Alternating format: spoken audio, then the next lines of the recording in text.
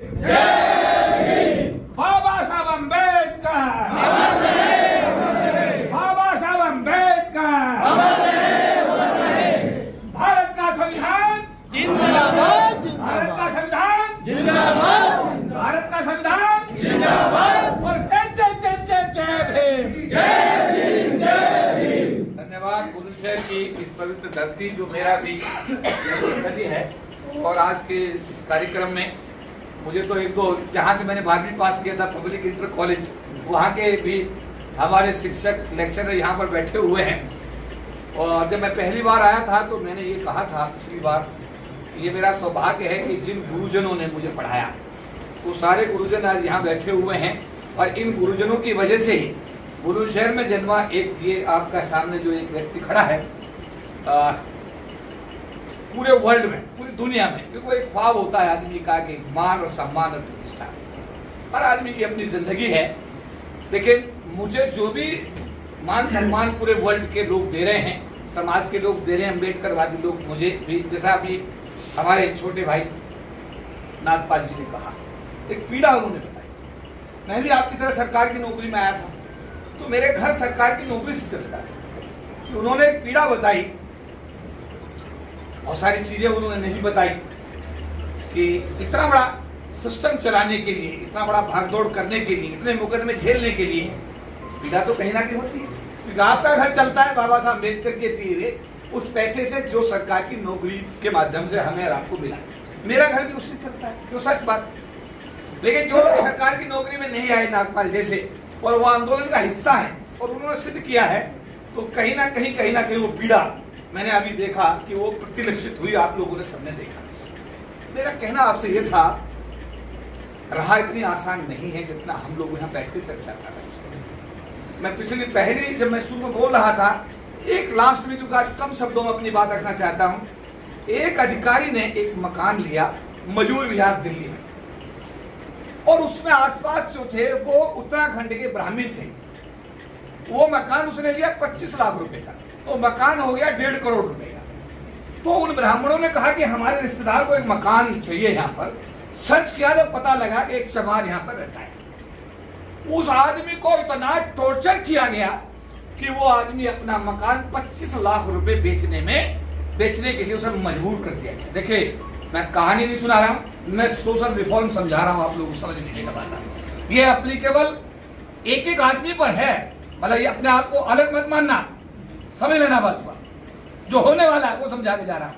और हुआ क्या, गलती से उसका लड़की जो थी, उसकी जो वाइफ थी, उसका भाई में हापुड़ कॉलेज में वो लेक्चरर था, मेरे साथ पढ़ा डॉक्टर सुशील, उसने मुझे फोन किया, भाई साहब मेरी बहन के साथ ये प्रॉब्लम है और ये दिक्कत आ रही है। मैंने उनको कहा कि तुरंत आप कराट प्लेस आ जाओ। वो आए, आने के बाद में तुरंत जो पुलिस का सिस्टम था उसको देखा गया, पता लगा कि वहां पर तो एक जाटव ही SHO लगा हुआ है उस थाने मयूर विहार। हमने तुरंत उस जाटव जो लड़का था, उसके पिताजी हमारे दोस्त थे, वो रिटायर्ड अधिकारी थे, हमने उनको कहा कि भाई साहब अपने बेटे को फोन करो और ये समस्या समाज के सामने खड़ी होगी, सारे ब्राह्मण मिलकर के, और ये हमारे इस बच्चे को, हमारे इस अधिकारी को यहाँ से निकाल रहे हैं। और ये मजबूर हो गया। नक्सल में इमीडिएट कम्युनिकेशन हुआ, हम लोग मयूर विहार थाना गए, उस SHO ने तुरंत उन सबको बुलाया, था करके उन्हें एट्रोसिटी एक्ट लगाया, उन्हें लॉकअप में बंद किया, डंडे जो भी था पुलिस कार्रवाई जो करती की, और नतीजा ये हुआ कि उस अधिकारी को उस मयूर विहार के उस घर में रेस्टोर कराने में आपका समाज कामयाब हो गया। इसका मतलब समझिए, मैं क्या समझा रहा हूं। अगर आप मजबूत हो गए, आप मालदार हो गए, आपका बढ़िया घर है, आपके घर पर अच्छी गाड़ी है, इसको रखाने के लिए एक मजबूत समाज का समर्थन आपके लिए हर रोज और हर पल आवश्यक है। बात को समझ में आई मेरी? ये बात सही है गलत है? सही है। आप अपनी मालदारी बढ़ाते जाइएगा। और सुनिए, 24 का आगाज बता के जा रहा हूं, समझ लेना, किसी ने नहीं सोचा था कि 5 साल में मुसलमानों की दुर्दशा होगी। मानसिक रूप से मुसलमान को पूरी तरह तोड़ दिया गया। मेरी बात से कितने लोग सहमत है बताइए? 5 साल में किसका इलाज हुआ? मुसलमान का। और 2024 के बाद किसका इलाज होना है? हमारा। अरे मैं गलत कह रहा हूं सही कह रहा हूं? सही बात है गलत है? और 24 के बाद में मुझे नहीं लगता, मैं जितना मैंने सीखा समझा है, कि 24 के बाद आगे कभी आने वाले दिनों में कोई चुनाव भी इस देश में होगा। समझ लेना बात। 24 का चुनाव एक चुनौती भरा चुनाव है, उसे समझो। और ऐसा है क्या, एक बात बताइए, एक आदमी परिवर्तन कर देगा क्या? क्या आज 4 लाख 5 लाख जाटव अगर बुलंदशहर में है, अगर सिवनी के अंदर 4 लाख शेड्यूल कास्ट हैं, अगर महाराष्ट्र के किसी पर्टिकुलर जिले में 3 लाख शेड्यूल कास्ट हैं, तो क्या इन शेड्यूल कास्टों की जिम्मेदारी नहीं बनती कि इनको इकट्ठा होना चाहिए और अपनी वोट की ताकत से जो बाबा साहब देकर गए हैं, इस व्यवस्था का परिवर्तन करने की पहल करनी चाहिए?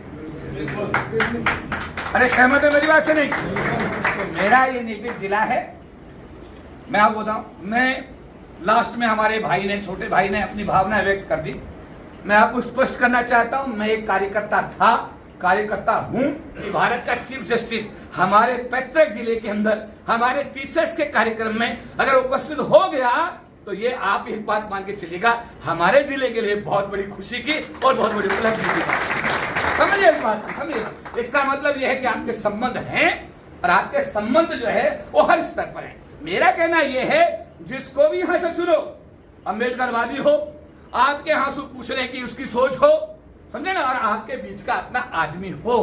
अरे एक बात बताइए, अभी इन्होंने राहुल नागपाल जी ने पिछली बार कहा, भाई ये भी बन गया, ये भी बन गया। जो मेजोरिटी में लोग जिले में रह रहे हैं, क्या आपके मन में कभी ये भाव पैदा नहीं होता कि यार आपका आदमी भी बन करके आपके समाज को लीड करे और लोकसभा में अकेला ही भारी पड़ जाए पूरे देश के लिए? बात समझ में आई कुछ नहीं? इसको चुनाव प्रचार बिल्कुल मत समझना, मैं बता रहा हूं आपको। और गलत फहमी मत पालना। ये पेपर अभी आया है बेटे का, कल इसमें कमीशन में कार्रवाई होगी। जब भी वेद प्रकाश गौतम जी कोई चीज लेकर आते हैं या कोई दूसरे साथी आते हैं, कोई भी चीज आती है, इमीडिएट हमारी कोशिश होती है कि तुरंत कार्रवाई हो और अपने समाज के आंसू पूछने का काम किया जाए। कल आई थी हमारी अंजुबाला बहन, आई थी यहाँ पे, आपने देखा होगा पिछले दिनों में, 3-4-5 दिन पहले जब हमारा प्रोग्राम था। क्यों कलेक्टर को बुला लिया? पावर थी। क्यों एसपी को बुला लिया? पावर थी। किसने दी? राष्ट्रपति ने अपनी पावर अंजुबाला को डेलीगेट कर दी कि आप मेरी पावर्स को इस्तेमाल करो। उन्होंने पावर्स को इस्तेमाल किया। कलेक्टर नहीं आया, एसपी नहीं आया, मीटिंग रोक दी गई। और जब कलेक्टर एसपी अपनी मीटिंग छोड़ करके वहां पर आए और उन्होंने क्षमा मांगी, किससे मांगी? संवैधानिक पद पर बैठी हुई आपके समाज की जो बेटी है, क्या नाम उनका? डॉक्टर अंजुबाला से। हमारी बहन ने 5 साल के अंदर जो किया, हमारी बहन ने 5 साल, अगर वो चीफ मिनिस्टर ना बनती तो क्या ये नोएडा वाला या हमारा लखनऊ वाला महापुरुषों के नाम पर जो नाम जिले डाले गए, हमारे बच्चों के लिए स्कूल जो बनाए गए, इतना बड़ा इंफ्रास्ट्रक्चर प्रदेश में बना, क्या हमारी बहन ये बना सकती थी? इसके लिए काशीराम जी का जो कंसेप्ट है कि जब तक सत्ता की चाबी आपके हाथ में नहीं होगी, आप समझिए मेरी बात में क्या समझा रहा। इसलिए इस दिशा में चिंतन करो, मंथन करो। पूरे जिले के लोग यहाँ बैठे हुए, अपने अपने गाँव में 3-4 गाँवों की मीटिंग शुरू करो यार। मेरे पास समय होगा, जैसे आज मेरे साथ बड़ी चुनौती थी कि मुझे आप बैंक ऑफ बड़ौदा के कार्यक्रम में मैं बंबई जाऊं नहीं जाऊं। अब मेरे से तो वेद प्रकाश जी ने एक ही बात कही, ये आप देख लो जी, आपको यहाँ आना वहां आना, ये तो कहकर अपना बिल्कुल पल्ला झाड़ देते हैं, क्योंकि तो सीधी बात कहने वाले आदमी हैं। और मेरे लिए चुनौती ये थी कि नहीं यार, फिर मैंने उनसे हाथ जोड़े कि नहीं यार, आज मुझे मेरे पैतृक जिले में जाने दो। मैं पूरी दुनिया में घूम रहा हूँ, पूरे वर्ल्ड में घूम रहा हूँ, अब थोड़ा जिले में थोड़ा काम हो जाए तो जिले में भी थोड़ा सा मेरा इन्वॉल्व, क्यों मैं भागता रहा, पूरे वर्ल्ड में भागता रहा। लेकिन अब कई लोगों ने कहा, मैंने भी सोचा कि अगर मेरे जिले के निर्माण में और मेरे जिले के जो भाई हैं, मेरे भाई बहन हैं, अगर मेरी कोई भूमिका हो सकती है तो मैं आपके साथ में 24 घंटे में आपकी सेवा में तत्पर हूं, जो भी मुझे बाबा साहब ने जिस लायक बनाया। चौधरी साहब आप आगे बढ़ो, चौधरी साहब आप आगे बढ़ो। मेरा निवेदन लास्ट में ये रहेगा, क्योंकि हमारे वेद प्रकाश गौतम जी आज बहुत, जैसे उस दिन तनाव में थे, उस दिन तनाव दूसरा था और आज तनाव है 7 बजे, आज तनाव है 7 बजे वाला। तो ऐसा है कि इस तनाव को ध्यान में रखते हुए मेरा आप लोगों से विनम्र निवेदन है, एक दूसरे से प्यार करो, एक दूसरे की बुराई बंद करो, सुनो मेरी बात, एक दूसरे के प्रति द्वेष खत्म करो। अगर सरवाइव करना चाहते हो उस देश के अंदर, तो भाई सारे इकट्ठे हो जाना, इसी में आप सबकी हम सबकी भलाई है। और अगर ऐसे ही फटे रहोगे, अरे बात बताओ, मैं आपसे लास्ट में सवाल करूं, भारत का राष्ट्रपति, भारत का प्रथम नागरिक होता है, बात सही है? पहले राष्ट्रपति को भी अजमेर के पुष्कर मंदिर में बाहर खड़ा कर दिया और जो नई राष्ट्रपति आई है उसे भी बाहर खड़ा कर दिया। जब राष्ट्रपति की कोई औकात नहीं तो इस देश में मेरी आपकी क्या औकात होगी? मैं पूछ रहा हूं, बात को समझ में आई? फिर भी मैं कहता हूँ प्रकाश तू मेरे सामने क्या भाई? अरे भाई तू भी क्या है जो तुझसे पूछ रहा है? बात तू बता, तू क्या है यार? तू भी तो बता, समझो बात में क्या समझे?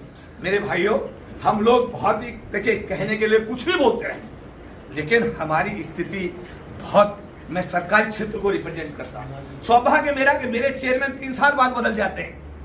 जब से ये महासंघ बना 97 में, तब से लेकर आज तक मेरे को नहीं बदला, लोगों ने पता नहीं क्यों नहीं बदला, लेकिन हर 3 साल बाद चेयरमैन बदल जाता है। और मैं पिछले 25 साल से इस 40 लाख लोगों के संगठन का राष्ट्रीय प्रधान महासचिव निर्विरोध निर्वाचित होता है। सुने, मैं क्या कहना चाहता हूँ, ये चुनौती है, ये माला नहीं है साहब, ये चुनौती है। ये समाज आपसे कुछ कह रहा है, ये माला पहनाकर कह रहा है कि साहब ये हम आपको जो सम्मान दे रहे हैं, इस समाज के बारे में कुछ करिए, कुछ सोचिए।